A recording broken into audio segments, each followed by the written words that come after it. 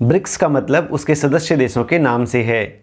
B for Brazil, R for रूस, I for India, C for China और S for south Africa.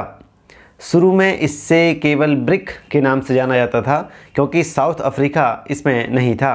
चीन के न्योते पर सन 2010 में साउथ अफ्रीका इसका हिस्सा बना और इसका नाम ब्रिक्स हो गया। गोल्डमैन सॉक्स के जिम ओ'नील को 2001 में ब्रिक एक्रोनिम देने का क्रेडिट जाता है।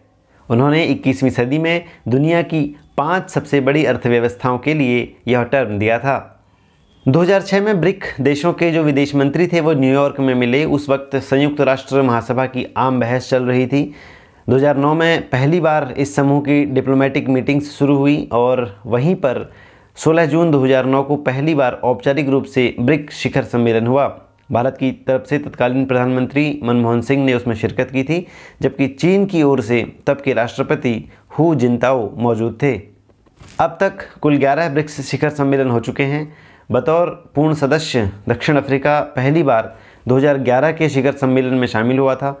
इस बार का शिखर सम्मेलन भले ही वर्चुअली हो रहा हो, लेकिन मेज़बान जो है वो इस बार का रूस है और भारत अगले साल 2021 में अपनी तीसरी ब्रिक्स समिट को होस्ट करेगा। इससे पहले वह सन 2012 में और सन 2016 में इसको होस्ट कर चुका है। ब्रिक्स के 5 देशों में से 4 देश जो हैं वो दुनिया के 10 सबसे बड़े आबादी वाले देशों में शामिल हैं। चीन और भारत जो है वो नंबर 1 और नंबर 2 पर हैं, जबकि ब्राज़ील 6ठे नंबर पर और रूस 9वें स्थान पर है। दक्षिण अफ्रीका दुनिया का 24वां सबसे ज़्यादा जनसंख्या वाला देश है और क्षेत्रफल के लिहाज से देखें तो 5 में से जो 4 देश जो हैं वो टॉप 10 में आते हैं। रूस जहां दुनिया का सबसे बड़ा देश है क्षेत्रफल की दृष्टि से, वहीं चीन जो है वो तीसरे नंबर पर आता है, ब्राज़ील 5वें स्थान पर आता है और भारत 7वें पायदान पर है। यहाँ भी दक्षिण अफ्रीका 24वें स्थान पर आता है। मतलब दुनिया में आबादी के हिसाब से यदि हम देखें या क्षेत्रफल के हिसाब से देखें तो दक्षिण अफ्रीका 24वें स्थान पर ही आता है। इस ग्रुप का मुख्यालय जो है वो शंघाई में है और ब्रिक्स के तहत 2 वित्तीय संस्थाएं भी हैं, न्यू डेवलपमेंट बैंक या ब्रिक्स डेवलपमेंट बैंक और कॉन्टिजेंट रिजर्व अरेंजमेंट यानी कि CRA। इन दोनों का गठन जो है 2014 में किया गया था और वे 2015 से काम भी करने लगे थे। इस बार का ब्रिक्स सम्मेलन कुछ ज़्यादा खास था।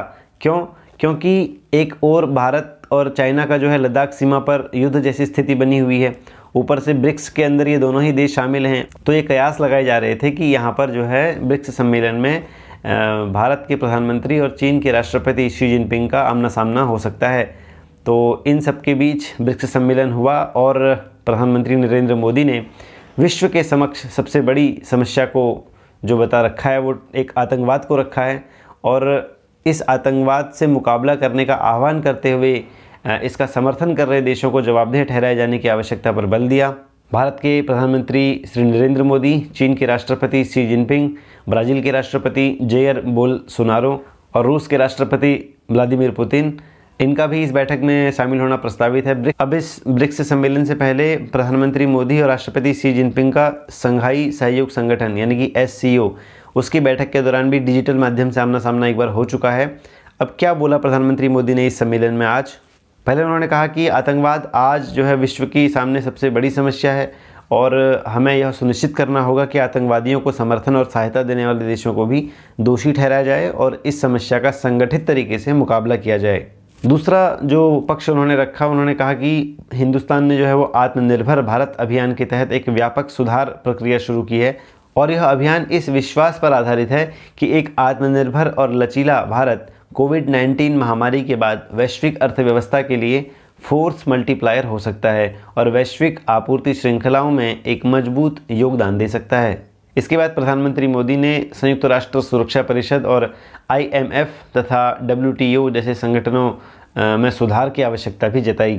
प्रधानमंत्री ने कहा कि इसका उदाहरण हमने कोरोना महामारी के दौरान भी देखा, जब भारतीय फार्मा उद्योग की क्षमता के कारण हम 150 से अधिक देशों को आवश्यक दवाइयाँ भी भेज पाए और हमारी वैक्सीन उत्पादन और डिलीवरी क्षमता भी इस तरह मानवता के हित में काम आएगी। और PM मोदी ने साथ साथ ये भी कहा कि 2021 में ब्रिक्स के 15 वर्ष पूरे हो जाएंगे और तब भारत इसकी अध्यक्षता करेगा और तब ब्रिक्स के 3 स्तंभों में इंट्रा ब्रिक्स सहयोग को मजबूत करने के लिए प्रयत्न किया जाएगा।